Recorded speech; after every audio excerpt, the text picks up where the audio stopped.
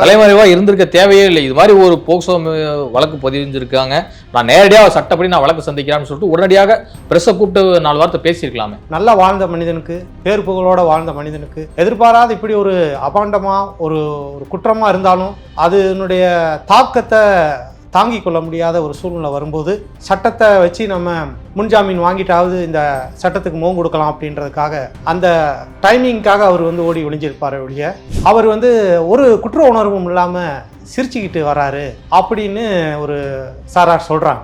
ஆனால் நான் அவருடைய அந்த சிரிப்பை பார்க்கும்போது அவருடைய துக்கமும் அவருடைய அந்த ஒரு பாரமான ஒரு சூழ்நிலையும் அவருடைய கண்களில் தெரிஞ்ச அந்த அவர் இந்த குற்றச்சாட்டுகள் நிரூபிக்கப்படுமாயானால் அதுக்கான விளைவுகளை சந்திச்சு தான் ஆகணும். கோயம்புத்தூரில் இவர் பேர் புகழோட இவர்கிட்ட நிறைய ஜனங்கள் மற்ற பிஸ்னஸ் பண்ணுறவங்களுக்கு ஜனங்கள் குறைந்த ஒரு சூழ்நிலை வரும்போது அந்த இருக்கிற அந்த பாஸ்டர் என்று சொல்லுகிற அந்த வியாபாரிகளுக்கு ஒரு தாக்கம் வருது. அந்த தாக்கம் அந்த பாரதூரங்களை அவங்களால சகித்து கொள்ள முடியலை. புதுசாக ஒருத்தன் எழும்பி நமக்கு கல்லா கட்ட முடியலை, இவன் எல்லாத்துலேயுமே பேர் புகழோட பணம் மக்களும் அவனை கவர்ந்து போகிறாங்களே அப்படின்ற ஒரு இறைவனுக்கு தொண்டு செய்கிறவங்க ஒரு மனைவியினுடைய டார்ச்சரை வச்சுக்கிட்டு எந்த தொண்டும் செய்ய முடியாது. அப்போ அப்படிப்பட்ட டார்ச்சர் கொடுத்ததாக தான் கேள்விப்படுறோம். அதுவும் இல்லாமல் பணத்தின் மேலே தான் ரொம்ப குறியாக இருந்திருக்கிறாங்க. ரீமா இவருடைய ஜான் ஜெபராஜுடைய மனைவி ரீமா அவங்களுடைய சகோதரனும் கூட இருக்கிறதாக தகவல். அப்போ ஒரு பெரிய ஒரு கட்டமைப்பு, ஒரு குடும்ப பின்னணி இவரை ஒரு வலையில சிக்க வச்சதாக தான் நான் பார்க்குறேன். நேற்று அவர் அரெஸ்ட் பண்ணும்போது அவருடைய அறையில ஒரு பெண் இருந்திருக்கிறாங்க, அவருடைய இல்லீகல் பார்ட்னர் இருந்திருக்கிறாங்க. அப்போ ஏன் அவங்கள டச் பண்ணல, அவங்கள ஏன் அரெஸ்ட் பண்ணல? நம்ம ஒரு தனிநபராக இருந்தாருன்னா நம்ம விமர்சிக்க போறதில்லை. ஒரு இறைப்பணி செய்கிறவர் அவருடைய பேரு கெட்டுச்சுன்னா யாருடைய பேரு கெடும், அதை நம்ம யோசிக்கணும்.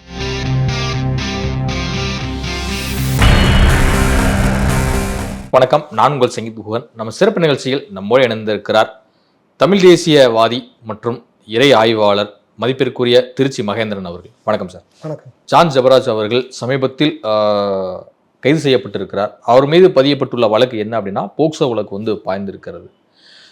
ஜான் ஜெபராஜ் அவர்கள் இந்த வழக்கில் அவருக்கு தொடர்பு இல்லை அப்படின்னா டைரக்டாவே வெளி உலகத்துக்கு தன்னுடைய முகத்தை காமிச்சிருக்கலாமே, ஏன் அவர் ஓடி ஒளிஞ்சார்? அதாவது இப்போ பரபரப்பாக பேசப்பட்டுக்கிட்டு இருக்கிற ஒரு நிகழ்வில் நம்ம சகோதரன் ஜான் ஜெபராஜினுடைய நிகழ்வை நம்ம பார்த்துக்கிட்டு தான் இருக்கிறோம். பல தரப்பட்ட கேள்விகள் சமூகத்தில் எழும்புது. அவர் ஓடி ஒளிஞ்சது, அவர் தப்பிச்சது எல்லாமே அவர் குற்றம் செய்திருப்பார், அதனால தான் அவர் ஓடி ஒளிந்தார் அப்படின்றது குற்றச்சாட்டாக இருக்குது. நம்ம அப்படி எடுக்க முடியாது. ஏன்னா ஒரு மனிதன் நல்லா வாழ்ந்த மனிதனுக்கு, பேர் புகழோட வாழ்ந்த மனிதனுக்கு எதிர்பாராத இப்படி ஒரு அபாண்டமாக ஒரு குற்றமாக இருந்தாலும் அதனுடைய தாக்கத்தை தாங்கிக் கொள்ள முடியாத ஒரு சூழ்நிலை வரும்போது சட்டத்தை வச்சு நம்ம முன்ஜாமீன் வாங்கிட்டாவது இந்த சட்டத்துக்கு முகம் கொடுக்கலாம் அப்படின்றதுக்காக அந்த டைமிங்காக அவர் ஓடி ஒளிஞ்சிருப்பார் ஒழிய மற்றபடி அவர் அதுக்கான வியூகத்தை அமைச்சு எங்கேயும் போகிறதுக்கான வாய்ப்பு இல்லை என்பது அவருக்கும் தெரியும்.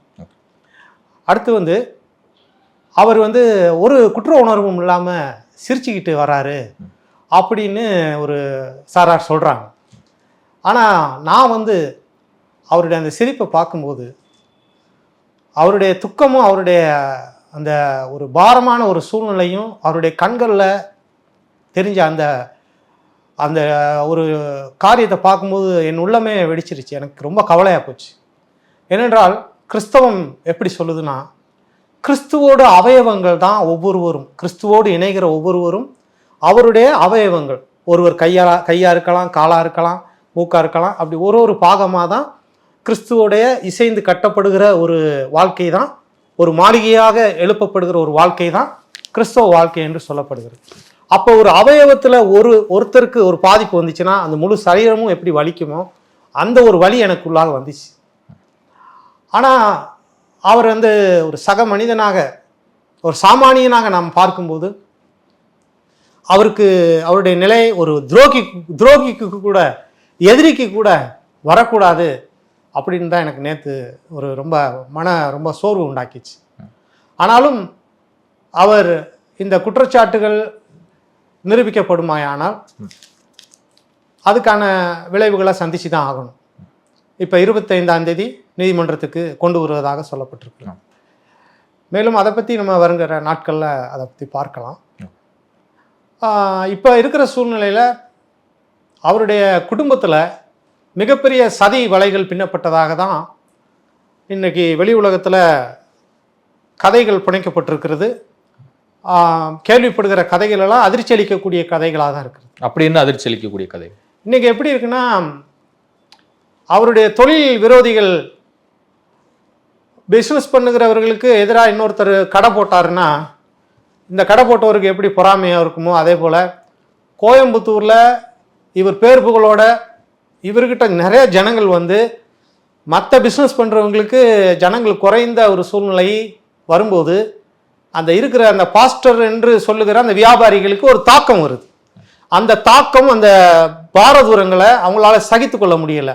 புதுசாக ஒருத்தன் எழும்பி நமக்கு கல்லா கட்ட முடியலை, இவன் வந்து எல்லாத்துலேயுமே பேர் புகழோட பணம் மக்களும் அவனை கவர்ந்து போகிறாங்களே அப்படின்ற ஒரு சைடில் ஒரு பொறாமை தாக்கமும் ஒரு எதிர்ப்பும் தான் ஒரு பக்கம் அவருக்கு இந்த நிகழ்வுக்கு ஒரு காரணமாக நம்ம கருத முடியும். அடுத்து பார்க்கும்போது அவருடைய மனைவியினால் அவர் வந்து மனமடிவு, சோர்வு, சைக்காலஜி ரீதியாக அவர் ரொம்ப பாதிக்கப்பட்டுகிறதாக கடந்த 8 வருடங்களாகவே அவங்களுக்குள்ள ஒரு நல்ல ஒரு அண்டர்ஸ்டாண்டிங் இல்லை என்பது தான் இன்னைக்கு உள்ளே இருக்கிற தகவல்கள் வெளியில் வந்திருக்கு.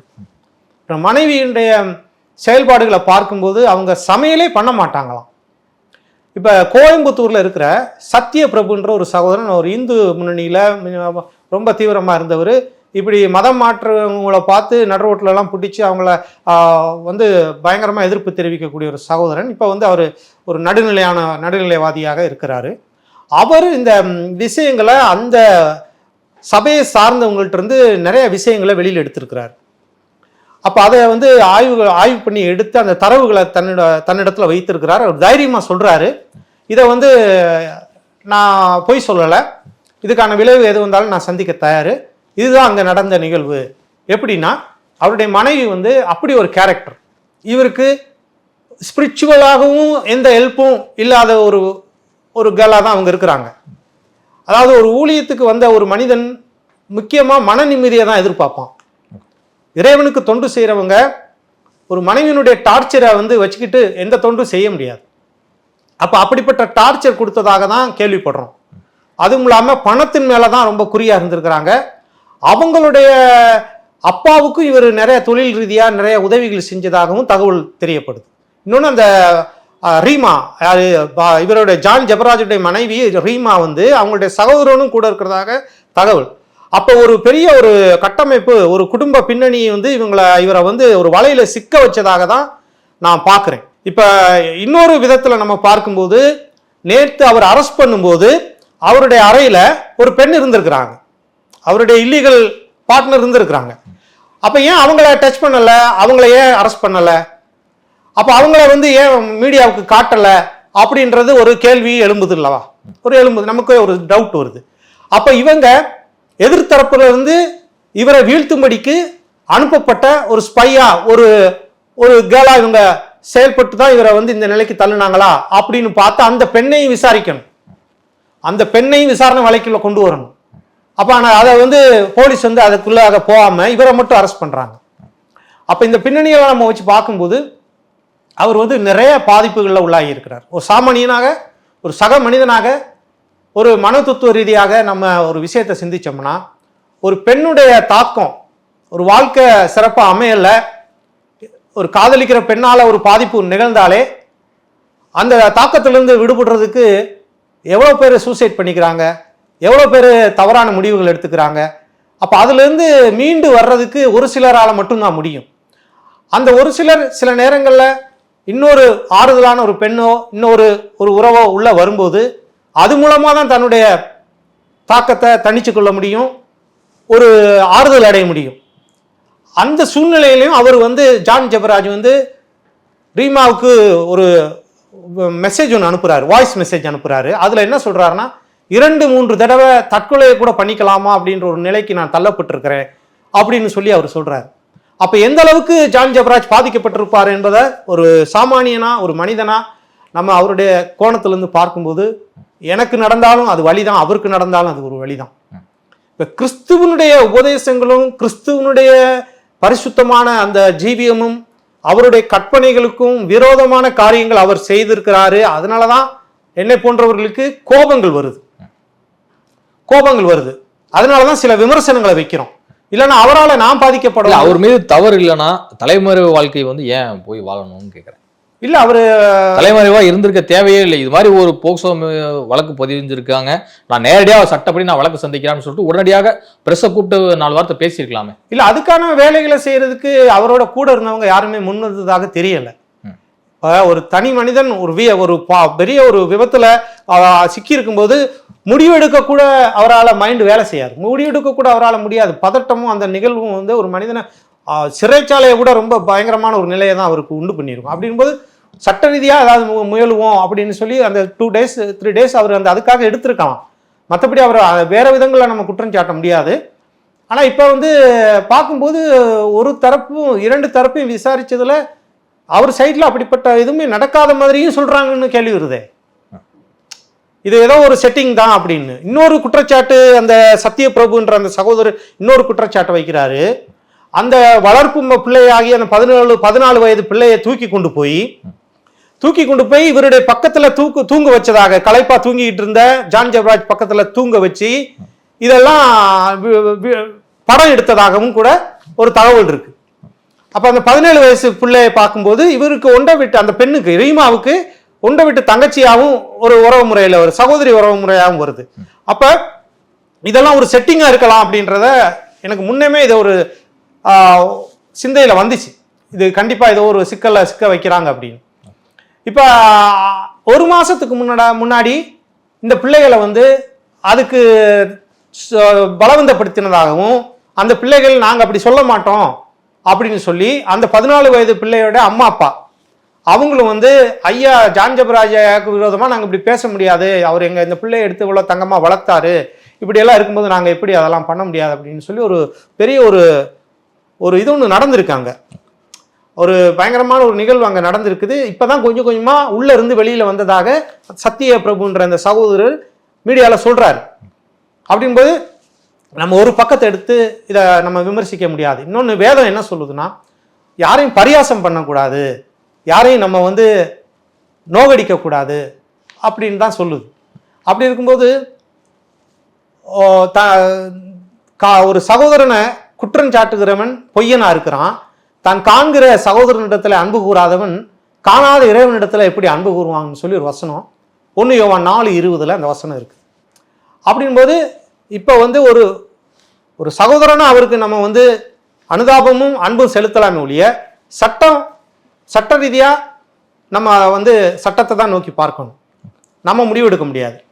இப்போ அவருக்கு பிரியமானவங்க அவரை ரசிகர்களாகவும் அவரை கவர்ந்து அவருக்கு பின்னாடி போன கூட்டங்களும் நிறைய வந்து அவருக்கு சப்போர்ட்டிங் தான் தெரிவிக்கிறாங்க. இப்போ நம்ம அவருக்கு ஏதோ எதிராக அவரை விமர்சிக்கிறோம் அப்படின்னு சொல்லி நம்மளுக்கு எதிராகவே அவங்க பேசுறாங்க, திட்டுறாங்க, ரொம்ப கடினமான வார்த்தைகளை நீ ஓகேமா அப்படின்னலாம் விமர்சனம் கொடுக்குற அளவுக்கு வர்றாங்க. நம்ம வந்து ஒரு தனிநபராக இருந்தாருன்னா நம்ம விமர்சிக்க போறதில்லை. ஒரு இறைப்பணி செய்கிறவர் அவருடைய பேரு கெட்டுச்சுன்னா யாருடைய பேரு கெடும், அதை நம்ம யோசிக்கணும். ஓகே, அப்ப போலீஸ் விசாரணையில் நடப்பது என்னன்னு நினைக்கிறீங்க? போலீஸ் விசாரணையில இவங்க ஏற்கனவே கோயம்புத்தூர்லயே வந்து போலீஸ் விசாரணைக்கு உட்படுத்தப்பட்டிருக்கிறாங்க. ஒரு வருடமாவே ஒரு தடவை போலீஸ் ஸ்டேஷன்ல வந்து இதை குறித்து இதாக இருக்குது, பேசி எஃப்ஐஆர் போடாம பேச்சுவார்த்தையிலே முடிச்சதாக தான் தகவல்கள் இருக்குது. அப்படி இருக்கும்போது இனிமேல் நீதிமன்றத்தில் போய் தான் இதை வந்து அவர் நிரூபிக்க முடியும் இல்லையா? போலீஸ் வந்து எந்த பக்கம் எடுப்பாங்கன்றது நமக்கு தெரியாத ஒரு சூழ்நிலையாக தான் இருக்கு. குடும்ப சண்டையின் காரணமாகத்தான் இது மாதிரியான ஒரு மோசமான நிலைக்கு வந்து ஜான் ஜெபராஜ் அவர்கள் தள்ளப்பட்டிருக்கிறார் அப்படிங்கிற ஒரு விமர்சனம் வந்து முன்வைக்கப்படுது. இதை எப்படி புரிஞ்சுக்கணும்னு நினைக்கிறீங்க? இல்லை, குடும்ப சூழ்நிலை எதா இருந்தாலும் கிறிஸ்தவத்தின் கற்பனையின் அடிப்படையில் ஒரே மனைவியுடையவன் தான் புருஷனாக தான் வாழணும் அப்படின்னு பைபிள் சொல்லுது. தீமோத்தேயு தீத்து புத்தகங்களில் தெளிவாக சொல்லப்பட்டிருக்கு. கண்காணியானவன் ஒரே மனைவி உடையவனாக இருக்கணும் அப்படின்லாம் சொல்லப்பட்டிருக்கு. அப்போ அதுக்கு வரமுறை இருக்குது. குடும்பத்தை நடத்த தெரியவனாக இருக்கணும் அப்படின்லாம் சொல்லப்பட்டிருக்கு. அப்போ 1 தீமோத்தேயு 5:22 என்ன சொல்லுதுன்னா, பொல்லாங்காய் தோன்றுகிற எல்லாவற்றையும் விட்டு நீங்கள் விலகுங்கள் அப்படின்னு சொல்லுது. இப்போ பொல்லாங்காய் தோன்றினாலே போதும், அதை விட்டு விலகணும். ஏன்னா இவர் தேவ ஊழியத்தை செய்கிறாரு, இறைப்பணியை செய்கிறவர், ரொம்ப ஜாக்கிரதையோடு இருக்கணும், இல்லைன்னா பேர் கெட்டு போயிடும். அப்போ அதுக்கு இன்னொரு இடத்துல வசனம் ஒன்று சொல்லுது பாருங்க, அருமையான வசனம். 1 பேதுரு 4வது அதிகாரம் 14வது வசனம் சொல்லுது, நீங்கள் கிறிஸ்துவின் நாமத்தின் நிமித்தம் நிந்திக்கப்பட்டால் பாக்கியவான்கள். கிறிஸ்துவின் நாமத்தின் நிமித்தம், அதாவது அவருடைய பேரால நிந்திக்கப்பட்டால், அவருக்கு ஊழியம் செய்ய போய் அவர் நிமித்தமாக ஏதாவது ஒரு துன்பம் வருது அப்படின்னா நீங்க பாக்கியவான்கள். ஆனால் பாக்கியவான்கள் ஏனென்றால் தேவனுடைய ஆவியாகிய மகிமையுள்ள ஆவியானவர் உங்கள் மேல் தங்கி இருக்கிறார், அவர்களாலே தூசிக்கப்படுகிறார், உங்களாலே மகிமைப்படுகிறார் அப்படின்னு வசனம் சொல்லுது. இறைவனுக்காகவே உண்மையாக வாழ்ந்து இவர் திட்டு வாங்குறதா இருந்தா, ஏதாவது வேற விமர்சனங்களுக்குள்ளா இருந்தா, இயேசுவை பெரிய அளவுல மக்கள்கிட்ட போய் மக்கள் எல்லாத்தையும் இயேசுவின் பக்கம் திருப்புறாரு அப்படின்னு சொல்லி ஒரு குற்றச்சாட்டு இருந்துச்சுன்னா அது பரவாயில்ல. ஆனா இன்னைக்கு இவரால இயேசுவின் நாமம் கெட்டு போற அளவுக்கு ஒரு நிலையை உருவாயிருச்சு. அப்ப இவருக்கு மனைவியால் ஒரு பிரச்சனை வருதுன்னா அதை சரி செய்து இந்த பயணத்தை, கிறிஸ்துவின் பயணத்துல அவர் கரெக்டா போகணும் அப்படின்றது தான். இப்ப அவர் நிக்கிறது எப்படின்னா, கிறிஸ்து அஸ்திபாரமாகி கிறிஸ்துவின் மேலதான் அவர் இருக்கிறாரு. அப்ப அவர் தப்பு பண்ணாருன்னா பவுண்டேஷனே இதாகுது. அப்ப கிறிஸ்துவின் பேரு தான் கெடுது. அதுக்காக தான் நாங்க கோவப்படுறோம் இல்லையா, அவருடைய தனிப்பட்ட விதங்களை நாங்க கோவப்படுறதுக்கு எந்த விதமான இதுவும் இல்லை. கிறிஸ்துவம் ஒரு புனிதமான ஒரு மார்க்கம், அது மட்டும் இல்லாம அன்பை மட்டுமே அதிகமா போதிக்கக்கூடிய ஒரு மார்க்கம் அப்படின்னு சொல்லுவாங்க. ஆனா இன்றைக்கு கிறிஸ்துவம் அதனுடைய போக்கு எல்லாமே ஒரு மாறுபட்டு நிக்குது அப்படிங்கிற ரீதியில ஒரு விமர்சனம்லாம் பொது வெளியில் வைக்கப்படுது. உங்களுடைய கருத்து என்ன சார்? உண்மையிலே கிறிஸ்துவின் மார்க்கம் என்பது அன்பால் கட்டப்படுகிற ஒரு மார்க்கம். அது மட்டும் இல்லை, பரிசுத்தம் இல்லாமல் ஒருவனும் தேவனை தரிசிக்க முடியாது என்கிற 96:6 சங்கீதம் 96:6 வசனத்தின்படி அப்படிதான் கட்டமைக்கப்படுது. பரிசுத்தமும் அன்பும் இல்லாமல் ஒன்றுமே பண்ண முடியாது. அப்போ அன்பு தான் பிரதானம் என்பது தான் கிறிஸ்தவத்தினுடைய அடிப்படை நாதமே, அடிப்படை போதனை அதுதான். அப்படிங்கும்போது தேவன் எப்படி இருக்கிறாருன்னு பார்க்கும்போது, அவர் ஒளியா இருக்கிறது போல நாமும் ஒளியிலே நடந்தால் ஒருவர் ஐக்கியப்பட்டிருப்போம். அது 1 யோவான் 1வது அதிகாரம் 7வது வசனம் சொல்லுது, அவர் ஒளியா இருக்கிறார். அப்ப நம்மளும் ஒளியா இருக்கணும். அப்படி இருந்தாதான் மற்றவங்களுக்கு முன்னாடி நம்ம பிரகாசிக்க முடியும் என்பதுதான் இதனுடைய கட்டமைப்பு, கிறிஸ்தவத்தினுடைய கட்டமைப்பு. ஆனா கிறிஸ்தவம் இன்னைக்கு ஒரு வியாபார ஒரு கம்பெனி மாதிரி ஆகிப்போச்சு, வியாபார கம்பெனியாக மாறிப்போச்சு. கிறிஸ்தவம் இன்னைக்கு பலராலும் விமர்சிக்கப்படக்கூடிய விதங்களில், இன்னைக்கு அநேக திரைப்படங்களில் கூட இந்த பாஸ்டர்மார்களுடைய அழிச்சாட்டியங்களை, ரொம்ப அட்டூழியங்களை விமர்சித்து கேலி செய்து நகைச்சுவையாக கொண்டு வர சீன்ஸ் எல்லாம் கொண்டு வர மாதிரி இன்னைக்கு கிறிஸ்தவத்தை கொண்டு நிறுத்திட்டாங்க. கேவலமான ஒரு நிலைக்கு கொண்டு கிறிஸ்தவத்தை வச்சுட்டாங்க. கிறிஸ்தவம் அப்படி இல்லை. கிறிஸ்தவத்துக்குன்னு ஒரு ஒழுக்கம் இருக்குது, ஒரு கட்டமைப்பு இருக்குது. அப்போ அந்த வழி நானே வழியும் சத்தியம் ஜீவனுமா இருக்கிறேன் என்று சொன்ன அந்த இயேசுனுடைய வழியை பிடித்துக்கிட்டு அவர் மேய்ப்பனா இருக்கிறாரு, நம்ம அவருடைய ஆடுகளா இருக்கணும்னா அந்த ஆடுகளா போகணும். இல்லை, அந்த இலக்கை அடையிற வரைக்கும் நம்மளுக்கு இந்த பணி ரொம்ப இதானது தான், கஷ்டமான அந்த பாரத்தை சிலுவையை சுமந்துக்கிட்டு தான் நம்ம முன்னாடி போகணும். இதுவரை உங்கள் பல்வேறு கருத்து உங்களுக்கு நன்றி சார். நன்றி.